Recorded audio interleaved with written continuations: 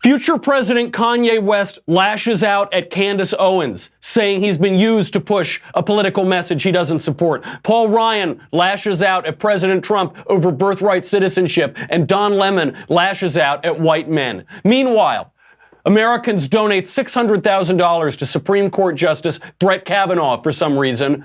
Democrats can't win for losing, and Jon Stewart slams the media. I'm Brett Kavanaugh, and this is The Michael Knowles Show.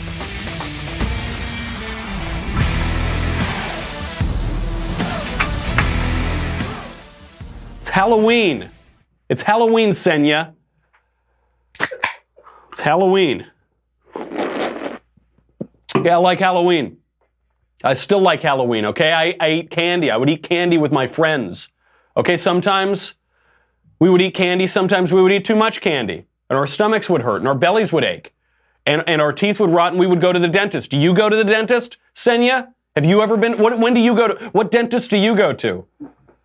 I like Halloween. I still like Halloween. I like candy. We have a lot to get to today. We have a whole lot to get to in today's show. We've got Kanye. I thought I would make it through more of that. Sad, to quote a great man, sad. First, before we can get into all of it, I've got to make a little money, honey. And let's talk about Pair of Thieves. You know that I regularly invite you into my boudoir. Well, now I'm going to invite you even more intimately than that to tell you about my favorite boxers ever. On average, men keep their underwear for 7 long years until they are a tattered shell of what they once were. Don't be that guy. Pair of Thieves is the most comfortable underwear I've ever worn, hands down. Their proprietary moisture-wicking fabric keeps you cool and fresh. I'll let you use your imagination on that. It's proprietary in the sense that competition has been trying to copy these guys for 4 years and they have failed. By the way, this is the best point on it all. One of the guys who started Pair of Thieves says that all his wife ever wants to see him in is a pair of their super fit briefs. And that man's wife is Jessica Alba. It's a true story. So Jessica Alba likes them. They're good enough for Alba. They should be good enough for you. Try them out. If they're not instantly your favorite pair of underwear, as they are Jessica Alba's, they will give you your money back. For a limited time this month only, our listeners get 20% off their first order. These boxers are unbelievable. Get them. I love them. I wear them all the time. 20% off is a great deal. Pairoftthieves.com/Knowles, K-N-O-W-L-E-S. 20% off when you go to pairoftthieves.com/Knowles, K-N-O-W-L-E-S, this month only. Pairoftthieves.com/Knowles, K-N-O-W-L-E-S. I like Pair of Thieves. I still like Pair of Thieves. You know, sometimes I wear them too much. and then they send me more and I get to wear different ones. So Kanye West is coming out now and he says that he feels that he has been used to spread a political message that he does not believe in. That's what he says. And that's the headline you've seen. The headline that you've seen everywhere. Kanye West feels used, leaves politics. They would have you believe that he's taken off the MAGA hat, burning it in a pile, that he's leaving the Republican Party, he regrets everything he said. Nothing could be further from the truth. What Kanye tweeted out is, quote, "My eyes are now wide open and now realize I've been used to spread messages I don't believe in. I am distancing myself from politics and completely focusing on being creative." Okay, that's fine. Obviously, this guy's been getting so much hate ever since the Oval Office meeting, even before that. Remember that video of TMZ sitting there saying, "Take the hat off. Don't wear the hat." He said, "I love wearing the hat. You can't make me take the hat off." So he's been doing that, and now the media are running with this right before the midterms. They're saying Kanye is turning his back on Trump. Except you've got to read down the line. As you know, all of these mainstream media articles, they will occasionally put some true things in there, but they bury them at paragraph 75. So in the reporting on this, what you may have missed is this, quote, from TMZ. "Kanye contacted us to make it clear he did not mention Donald Trump in his tweets, and he's getting out of politics altogether."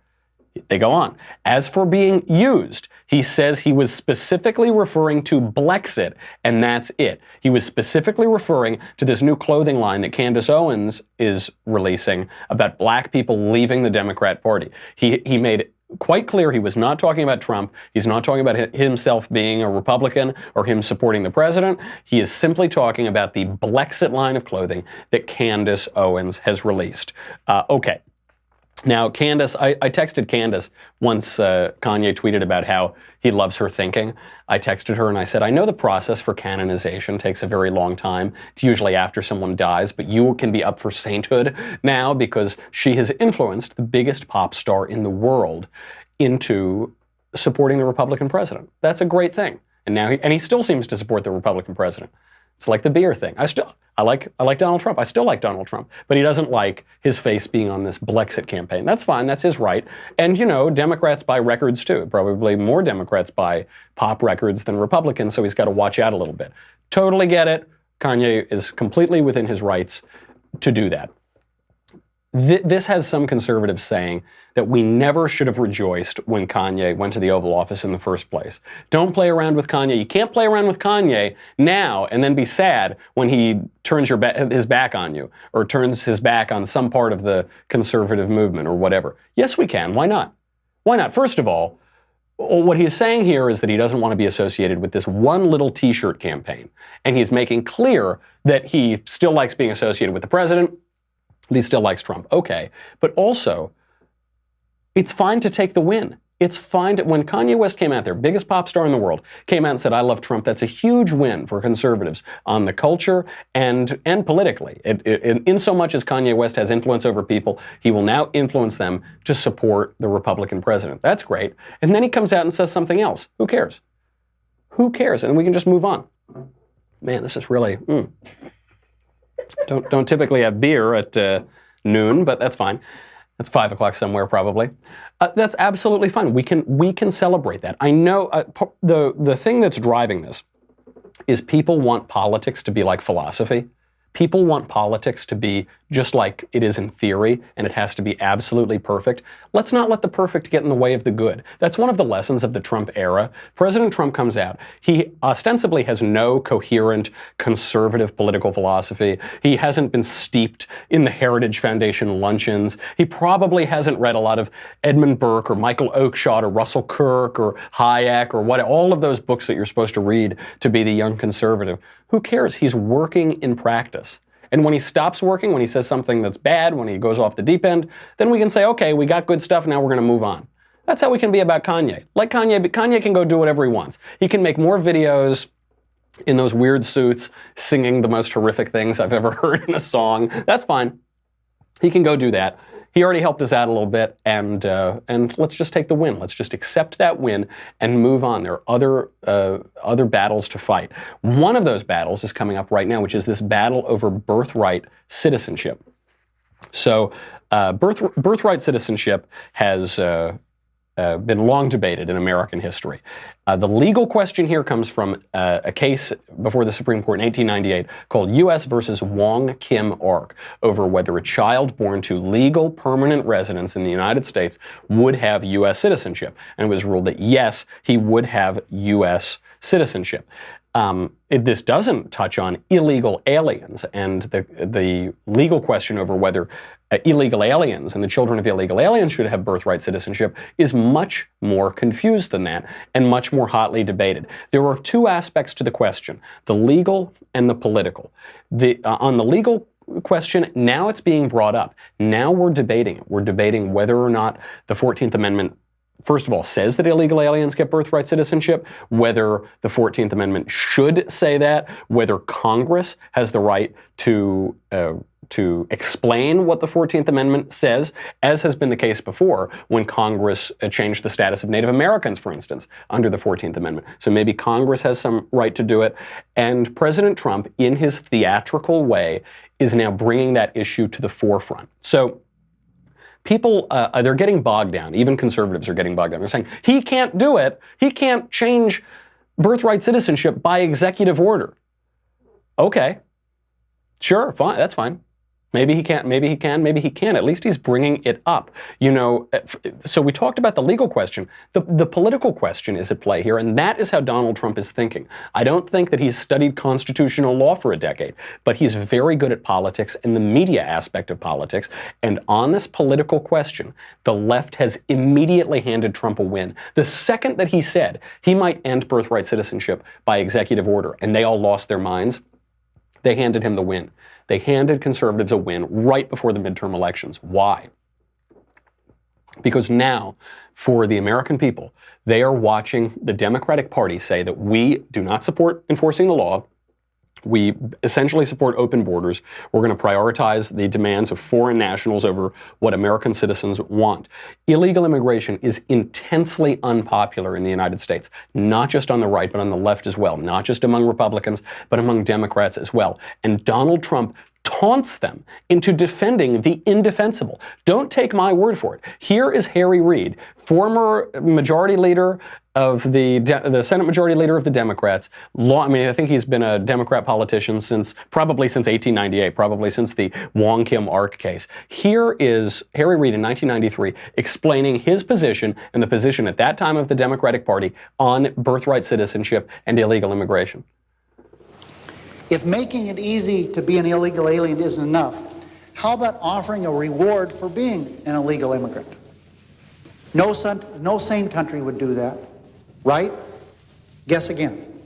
If you break our laws by entering this country without permission and give birth to a child, we reward that child with U.S. citizenship and guarantee of full access to all public and social services this society provides. And that's a lot of services. Is it any wonder that 2/3 of the babies born at taxpayer expense at county-run hospitals in Los Angeles are born to illegal alien mothers? That guy sounds further to the right than Donald Trump does. And that guy was the head of the Democrat Party for a very long time, the head of Senate Democrats for a very long time. A lot has changed since 1993. I don't think the feeling of the country really has changed. What has changed is that the Democrat Party is now beholden to the extreme left, the extreme left-wing base, which is typically the socialist white liberals like Liz Warren, like Hiawatha. This puts them at odds on a number of questions with identity politics groups, the groups that they have cultivated through identity politics to vote consistently to elect Democrats. A lot of the policies that are favored by the leadership of the Democrat Party are deeply unpopular among huge swaths of the Democrat electorate. Black voters and Hispanic voters in particular, which is why you're seeing something of a realignment, which is why you're seeing, according to Rasmussen, 40% of Black Americans having a favorable view of the Republican president. This is basically an unheard of number, and other polls back this up. This is why you're seeing support among Hispanics for Republicans surging. It's why you see Donald Trump doing so well. He identifies these issues, and he goes for wedge issues. Skilled politicians know this, especially when you get close to election time. You've got to try to identify wedges that can separate a politician from a politician's supporters.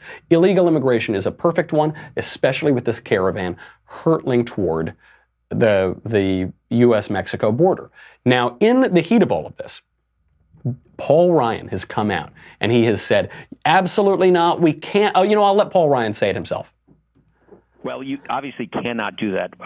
You cannot end birthright citizenship with an executive order. We didn't like it when Obama tried changing immigration laws via executive action, and obviously as conservatives, we believe in the Constitution. As a conservative, I'm a believer in following the plain text of the Constitution, and I think in this case the 14th Amendment's pretty clear. Mm-hmm. And that would involve a very, very lengthy constitutional process. Mm-hmm. But where we obviously totally agree with the president is getting at the root issue here, which is unchecked illegal immigration. Absolutely right. Absolutely right that what we have to do is get down to the issue of unchecked illegal immigration. He's not exactly right on this first part, by the way, where he says that the plain text of the Constitution is clear that the 14th Amendment offers birthright citizenship to illegal aliens. By the way, even I was reading through the Wong Kim Ark decision that we talked about earlier. I was reading through that today. Even Wong Kim Ark is far from clear on this question, and perhaps we should do an entire episode on this because it's a little complicated. But what you're going to hear from the left over the next few days is that the issue was decided most spectacularly by Wong Kim Ark, and that isn't true because in the discussions in that decision, you'll see questions being raised as to what happens to the children of hostile or invading powers, people that shouldn't be there who are in the country illegally. And it seems actually pretty clear from that decision that those people do not have citizenship. That and when we inherit this right and this concept from the British, that this was the case in Britain as well. So we've got to thank our sponsor and make a little money, honey, and instill some gratitude in the United States with Operation Gratitude. Operation American Gratitude is so good. It's an organization that was founded when the founder heard a Vietnam veteran say in a podcast that he had never been welcomed home in 50 years since returning to Vietnam.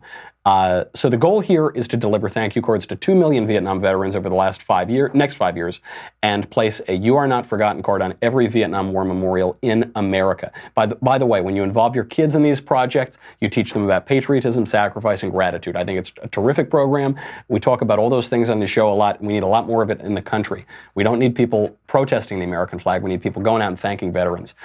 So you will get in your RaisingAmericans.com Operation American Gratitude package thank you cards for 5 Vietnam veterans in your hometown, an interview card, a You Are Not Forgotten card, a POW MIA card to remember more than 1,600 men missing in action, a 58-220 card to honor those who made the ultimate sacrifice. 100% of the profits from Operation American Gratitude goes toward building the Freedom Never Sleeps Business Training Center in beautiful Eagle, Idaho. What a name.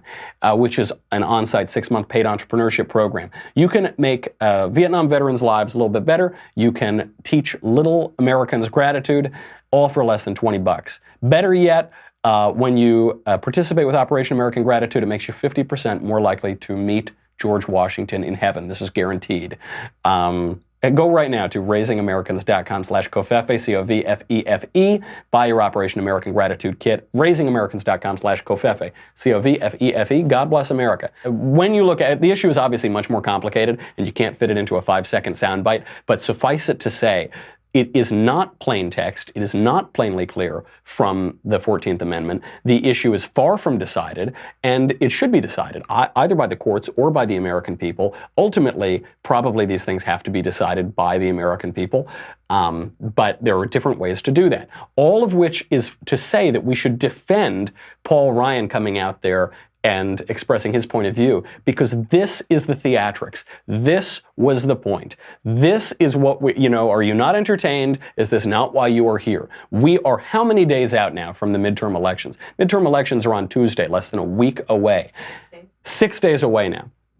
We are seeing the final fireworks. It's why President Trump released this a few days ago on Axios HBO. It's why we're all talking about it now. It's why you're seeing fireworks on the left and the right. This is an issue that really fires up Americans broadly, and especially conservatives in the Republican base. And he's bringing it up because it will spark a legitimate discussion. So President Trump, in his typical Trumpy way, fired back. He said, quote, Paul Ryan should be focusing on holding the majority rather than giving his opinions on birthright citizenship, something he knows nothing about. Our new Republican majority will work on this, closing the immigration loopholes and securing our border. Okay, typical Trump, right? He says to his opponents, even his opponents who are technically on the same side as him, you don't know anything, I know everything, and blah, blah, blah. And it's bluster, and it's this, and it's that, and it's so entertaining we can't help but watch it. And it's focusing our attention on an issue where our attention should be focused to maximize our chances of maintaining the Republican majority, which Trump has mentioned in that tweet. And it shows a legitimate disagreement and a legitimate debate that we can have. Can President Trump reinterpret or clarify the 14th Amendment through executive order? Probably not. Probably he can't do it, because what's going to happen is some court is going to put a hold on it. And then it's going to work its way up through the court. It'll be perhaps decided by the Supreme Court, perhaps not. Perhaps Congress will intervene and explain this provision beforehand. They'll explain it, and perhaps they'll get away with that. Perhaps that will be challenged by the courts. It'll work its way up to the courts. We are far from a solution on this issue, but at least now we're having a legitimate debate. This is a big winner issue, and just pay attention to the theatrics of it. We elected President Trump because we couldn't stop watching the show, right? He was the most interesting guy. Well, very often the most interesting guy gets elected president anyway, but we just wanted to see what comes next. We wanted to see that next episode, and we want to see the next episode here, not just for the fights, but for the next episode of what our Constitution means, whether we are one of the few countries on the face of the earth to grant birthright citizenship to illegal aliens. Maybe we just want to see what happens, and the mainstream media are falling for it, hook, line, and sinker. We have had some of the greatest media fails just in the past week. If you missed this clip, I think this is finally evidence that Don Lemon is working for the GOP, that he's working for the conservative movement. When you watch him, you think, this guy is so absurd. This guy is so self-humiliating, self-beclowning. There's no way that he's very earnest. I'm now convinced of it. He's a GOP operative. Take it away, Don Lemon. We have to stop demonizing people and realize the biggest terror threat in this country is white men, most of them radicalized to the right. And we have to start doing something about them. There is no travel ban on them. There is no ban on, they have the Muslim ban. There is no white guy ban. So what do we do about that? We have to stop drinking beer, and we have to remember that beer is delicious and quenches your thirst. And that's why we have to stop drinking beer. That is what he just said. He said, we have to stop demonizing people and remember that white men are evil. We have to stop demonizing people, and we need a travel ban on white men. By the way, I don't think a travel ban is going to do a lot. The white men are already here. The white men are in your midst. They are already in the country. Obviously, who knows even where to begin on this? Because just on the point, I hate even to bring it up, but Don Lemon brought it up, so I have to answer. Just on the point, he's saying that the great terror threat in America is from white men. Any way you slice that assertion, it is patently false. There is just no evidence for it whatsoever. To begin, violent crime is at 30-year lows. There are actually a number of studies that show that people year over year always think that crime is increasing. I think it's just the bias of living in the present and of watching media and reading the newspapers. Violent crime is at 30-year lows. That said, when you just talk about terrorism, there have been 97 Islamic terrorist attacks in the U.S. since September 11th. Now, fortunately, some of those have been thwarted, like the car and knife plot at Ohio State in 2016. Many of those have not been thwarted, like the Pulse nightclub shooting, which was done in the name of ISIS and Abu Bakr al-Baghdadi. But 97 Islamic terrorist attacks in the U.S. since 9/11. How many terrorist attacks by white guys? I'm not saying none. There have been a couple. There was that kid who shot up the black church. You remember him? That seemed to have been a terrorist attack. We have to define our terms, too. Terrorism has a meaning. Terrorism is when you target civilians to advance a political agenda. That's why we have the Geneva Conventions, is to protect civilians. That's why terrorists are not covered by Geneva Convention protections, because terrorists undermine those very protections, those very incentives. Terrorists target civilians to advance a political agenda. So maybe that kid who shot up the black church could be a terrorist attack. Maybe a few others. Some are just what would be called hate crimes. Some don't really have a political agenda. They just, a guy in Pittsburgh hates Jews. I can't exactly see what his political agenda is. I'm not sure that he exactly has one. I suppose it's debatable, but that is just a horrific crime. The Islamic terrorist attacks are there to advance a political agenda, to advance a terrorist organization that seeks political goals, that seeks the conquest of territory, the Islamic State and its various agencies. So on that point, obviously it's absurd. But let's say that Don Lemon is speaking just about murder or something, just about killing broadly, and that's why they're the source of terror. According to the FBI in 2016, in the year 2016, I think that's the most recent we have numbers for, around 1,400 murderers in the United States were non-Hispanic whites. Around 1,700 murderers were black. Now, obviously, 12% of the population is black, not 88% of the population is white, but a majority of the population is white. So the murder rate among just among black people is significantly higher. Now, a lot of this is gang-related. A lot of this is in particular hotbeds of crime. I am not suggesting any racial correlation, any innate aspect of race that causes criminality. I'm not suggesting that at all. I'm responding to Don Lemon, who is suggesting that, who brought it up, and one has to respond to it because his claim is so wildly absurd. But just consider how race-obsessed the left is now that we're even having this discussion. What are the causes of crime? The causes of crime are evil. What are the causes of evil? Well, there's the personification of evil, and then there are people who, through bad culture, through bad character, through bad situations, through bad family experiences, are more likely and more prone to fall into that sort of evil. But Don Lemon goes right for race, and the left broadly goes right for race. Obviously, Don Lemon is not a serious person. Don Lemon is the guy, when that Malaysian jetliner went down in 2014, you remember it was this bizarre mystery, nobody knew where the Malaysian jet was. It was Don Lemon who went on television and suggested that there was a supernatural cause, that the jetliner was abducted by aliens or something. I mean, we have known for at least 4 years that Don Lemon is not a serious person. But it's very easy to mock him and other media figures when they're suggesting that E.T. abducted a jetliner full of 200 people. It's a little more frustrating when he starts spouting just sheer racism, sheer uninformed racism on CNN. But that's the left for you. And he's not the only one. Not to be outdone on racism, somebody who has a lot more to lose, Joe Donnelly, in a very tight race, Senate Democrat, really, really tight, statistically dead heat in Indiana. Listen to what Joe Donnelly thinks about race. Senator. We want everybody to have a chance in Indiana and in America. And my offices reflect that, both on the campaign side and on the Senate side. Our state director is Indian American, but he does an amazing job. Our director of all constituent services, she's African American, but she does an even more incredible job than you could ever imagine.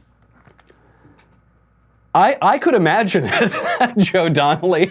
It's actually, to me, it doesn't seem bizarre or out of the realm of possibility that a black woman could do a good job. I think that's perfectly to be expected. But to you, pal, it's absurd that a black woman could do a good job. What does he say? He says, you know, our director of this and that, he's an Indian American.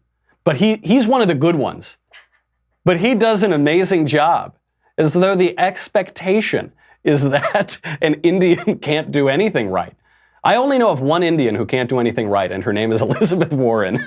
All of the other Indians I know are perfectly competent people, perfectly intelligent. And the way that you know that this wasn't just a slip of the tongue, that this was a little bit more like a Freudian slip where you say one thing but mean your mother, the way that you know that this was more of a Freudian slip is he did it twice in a row. He doubled down on it. Somehow he didn't hear himself saying, well, he's an Indian, but. Buts negate sentences, buddy. Buts subvert your expectations. Well, and she's an African American, but she does a very good job. A much better job than you could ever imagine. Than some people could ever imagine. Fine. This is pretty devastating. Because again, look, Don Lemon is not a serious person. CNN is not a serious news outlet. So when they push this sensationalist, racist drivel and slander, it's what we expect. They're behaving how we expect them to. But Joe Donnelly is supposed to be a skilled politician who's in a very tight race, who's in the fight of his political career now in Indiana. We'll see if he can preserve it on Tuesday. And then to come out with that statement, it's so sloppy. It's so lazy. And maybe it reflects what he actually believes. Because if that wasn't enough, let's forget about Don Lemon. Let's forget about Joe Donnelly, those pipsqueaks, that minor league. Let's go right to the queen bee herself, Hillary Clinton, in a conversation at the 92nd Street Y with her opinion on black people. What do you think of Cory Booker's? And you didn't comment on him, and you feel free. Oh, I adore him. What do you think about him saying kicked him in the shins, essentially? Start to get to that kind of political. Well, that was Eric Holder. Yeah, Eric Holder, Yeah. I'm sorry. Yeah, I know they all look alike. No, they don't. Oh, well done. You know, Hillary... If you weren't able to see that, I can just do the impression for you of Hillary. She goes, well, I know they all look alike. And she flies off on her broomstick. They're all laughing, and the whole crowd is laughing. Oh, ha, ha, ha. Look, I've been to a lot of events at the 92nd Street Y. The 92nd Street Y in Manhattan is where all of the cultural, sophisticated people go. You know, they all have glasses that look like this, and they all drink Chablis, and they go there and listen to, they probably watch TED Talks, you know, that kind of thing. They're all left of Lenin. They're all laughing. Oh, ha, ha, ha, oh, Hillary, you made a good joke. What's interesting about this joke, look, she made a joke, and she's making a joke about this other woman who who is confusing two very different black men. Okay, she's kind of making the joke on the other woman. Hillary's been here before. She's made some of these racial jokes before and they've fallen flat, so I'm confused as to why she would keep doing it. A few years ago, she went on stage with New York Mayor Bill de Blasio, and they made a joke about how they showed up late because they were running on CP time. They said, CP, you mean colored people time? And she says, no, cautious politician time. Ha ha ha. The joke being that that black people show up late. Okay. This fell flat, apologies were demanded, and then she made this one again. And this joke wasn't scripted. This one just kind of came from her, and she said, I know they all look alike, don't they? Ha ha ha. I'm not hitting her for making a racial joke. I actually think the world would be a lot better off if we felt more comfortable making racial jokes about everybody, about black people, Italian people, Irish. But I think it's a little looser. People always kind of laugh and giggle at these jokes in private. You know, you make a joke, for instance, when you make a joke about an Irishman drinking a little too much. People laugh about them in private, and then they have to pretend that they don't laugh about them in the public, and they're very solemn. I think it would be better off if we could all loosen up a little bit, but it's Hillary Clinton. It's the Democratic Party. It's the left that is pushing this neo-Puritanism, who's calling President Trump racist. I mean, Hillary Clinton herself calls Donald Trump racist. They're calling him a bigot. They're calling him an anti-Semite. They're calling him all of these things. They're the one making these comments. They're the one saying that it's surprising when black people do a good job. It's surprising when Indians do a good job. Black people all look alike. They're the ones making these comments. Don Lemon over there, he's so race obsessed. And this, by the way, is why they're so fluent in white nationalism. You know, they see white nationalists everywhere. White nationalism, which is a contradiction in terms, there has never been a nation of the whites. There is a capital W whites. Actually, one of the arguments against nationalism is that in the white continent, in Europe, there are so many different peoples and so many different nations that they're always fighting and killing each other, so we need to unify them in some way. Ironically, white nationalism is anti-nationalist, but I digress. The reason that the left is so fluent in what all of these racist people say, Richard Spencer, David Duke, all of these comments in the sewers of the internet where 50 people read what the blogs say, is because they themselves are obsessed with race. It's all they can possibly see. And conservatives don't really pay attention to it. How many conservatives do you know who could explain what the alternative right is? You know, I did a video for Prager about the alternative right. I had to really research it. I had to dig pretty far down and read certain books and read this and that because we just don't see it. We don't talk about it. We don't think in that way at all. But the left, because the alternative right is a mirror image of the left and the left's identity politics, they're fluent in it. They talk about it all the time. They can rattle off what these people say on their message boards and in their blog posts and wherever because they're so fluent, because it's so similar to the left. It's really bizarre, you know, and the media and Democrats here are making, they're humiliating themselves because they automatically hate anything that Trump does. Anything that Trump does, they have to react against. And they get really tribal about it. They get really tribal. They get really protective of each other. And they humiliate themselves. You know, when you get angry, you get mad, and you get stupid. I know, you're on the edge of your seat because Jon Stewart did something right. You can only see it if you go to dailywire.com. What do you get? You get me. You get the Andrew Klavan Show. You get the Ben Shapiro Show. You get to ask questions in the mailbag. You get to ask questions in the conversation. That's coming up. And get your mailbag questions in soon. None of that matters, because you get a Leftist Tears tumbler. Now, I don't have my Leftist Tears tumbler today because I like beer, and I still like beer.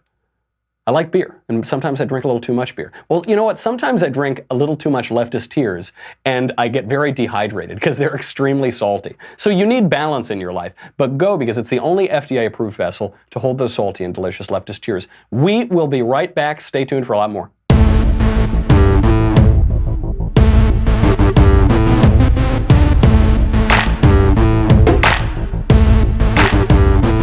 Jon Stewart gets this completely right on the media. I know, it's shocking.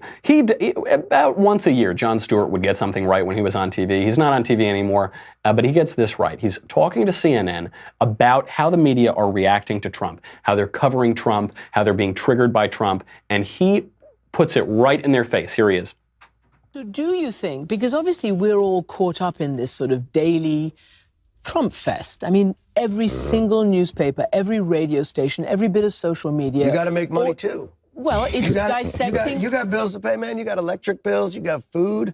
You know, this guy he's giving you all cash. The cash flow in the Trump era for these TV stations and for these. Can I say that might have been an issue, and maybe it still is an issue for the people who are the bean counters, but we, the journalists, I think, believe that our job is to navigate the truth and to do the fact-checking and all the rest of it. So I think that's what motivates But I a lot think of the people. journalists have taken it personally. Okay, They're that's interesting. personally wounded and offended by this man. He baits them, and they dive in. And what he's done well, I thought, is appeal to their own narcissism, to their own ego.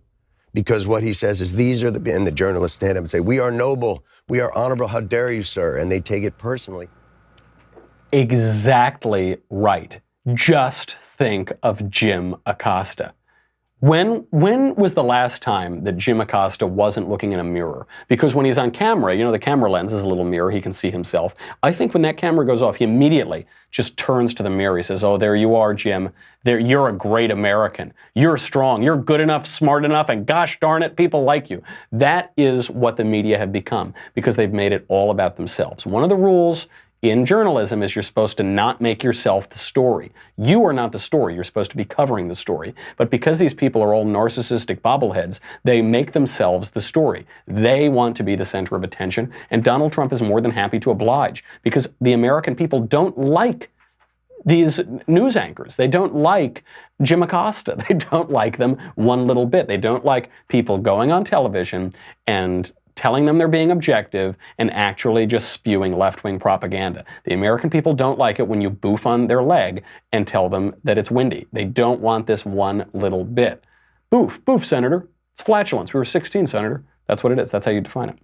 They don't like that either. I mean, they don't like it to become a circus. They don't want their politics to be made into a circus. And he recognizes that. And the other thing Stewart recognizes is that the media secretly love Donald Trump because he makes them so much money. And this is why, as we go into the midterms, I think conservatives have their priorities in order. I think they saw the lynch mob that went after Brett Kavanaugh. They've seen the tremendous gains of the Trump era economically, in foreign policy, judicially, and they're saying, we want more of this. And they're shutting out the noise. They're putting on their blinders, they're going in, they're going to get the job done. The left has been really distracted, whipped into a frenzy, and it's because they believe the mainstream media who are milking them to make money. There is a compilation online. It goes on for several minutes. I'll just give you the first little taste of it. This goes chronologically from August 2017 up through the present day. Just listen to how MSNBC, CNN, all of these other networks are covering President Trump in the White House day to day beginning in August 2017. Is this the tipping point? I know we've said it over and over. You think this is a tipping point? And over and over. This is a tipping point. And over and over. Breaking news, President Trump off the rails. It was the beginning of the end today. The beginning of the end. It reminds me a lot of the last days of Nixon. Breaking news tonight, new bombshell. This is the beginning of the end. The beginning of the end. The walls are closing in. The wall's closing in. The wall's closing in. Breaking overnight bombshell. This is a very dramatic day, and I think it might be near a tipping point. Do you think this is a tipping point? This is unbelievable. This is remarkable. Have you ever seen anything like this? His presidency is crippled. December 1st, 2017, you can mark it down. This is the day that everything changed. We begin with the bombshell. The beginning of the end? Is it the beginning of the end? What is it?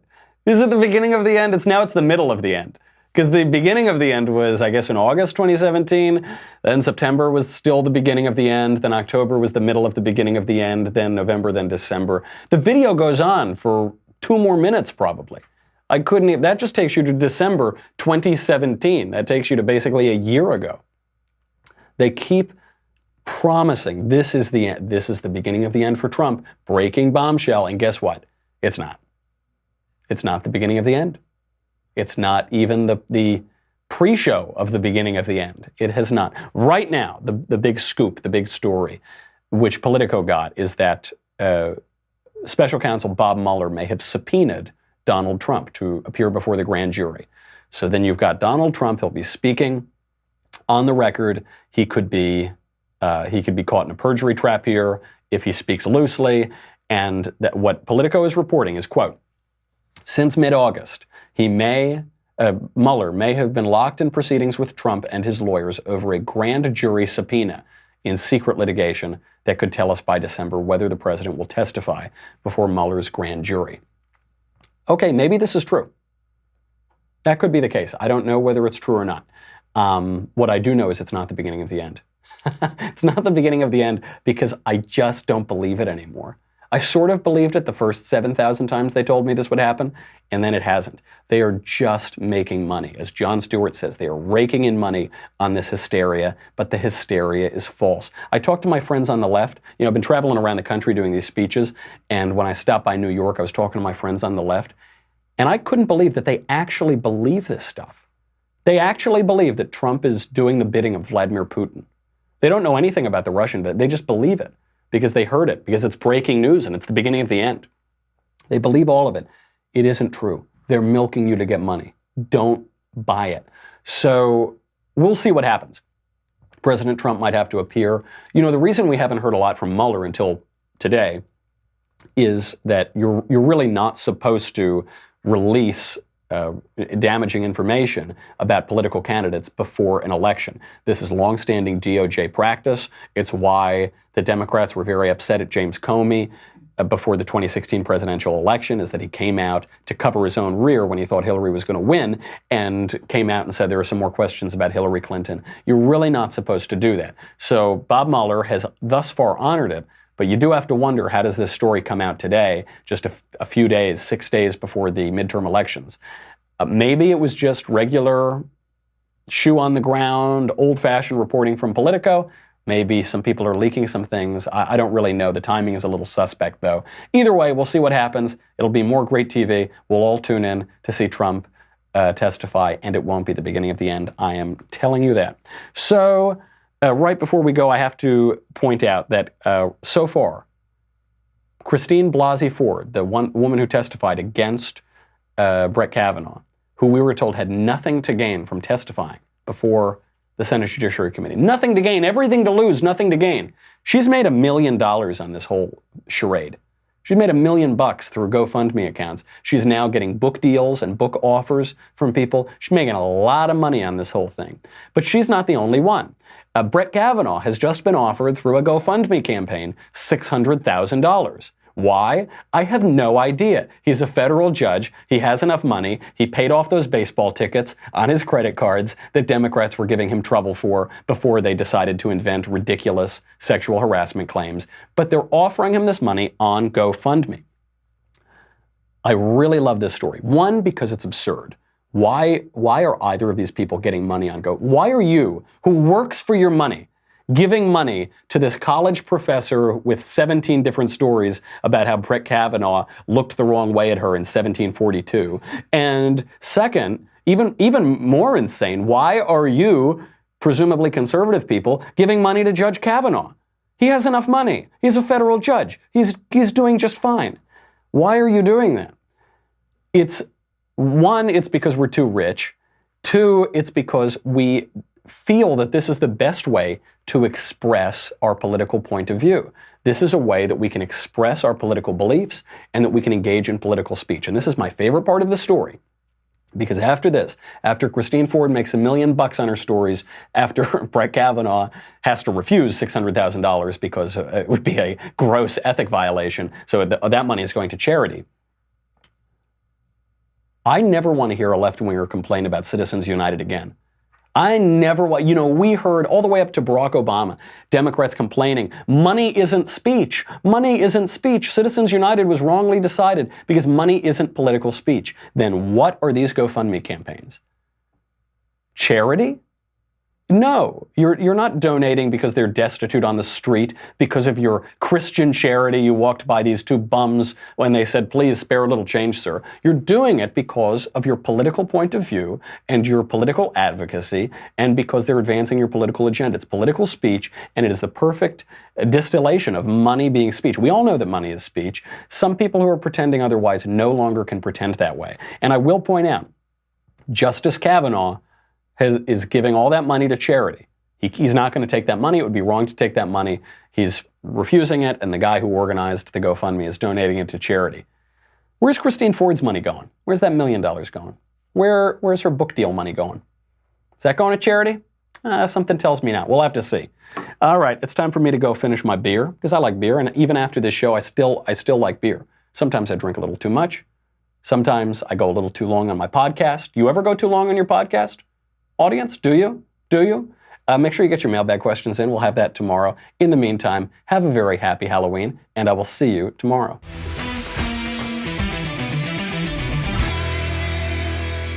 The Michael Knowles Show is produced by Senia Villarreal, executive producer Jeremy Boring, senior producer Jonathan Hay, our supervising producer Mathis Glover, and our technical producer is Austin Stevens, edited by Jim Nickel. Audio is mixed by Mike Coromina. Hair and makeup is by Jesua Olvera. The Michael Knowles Show is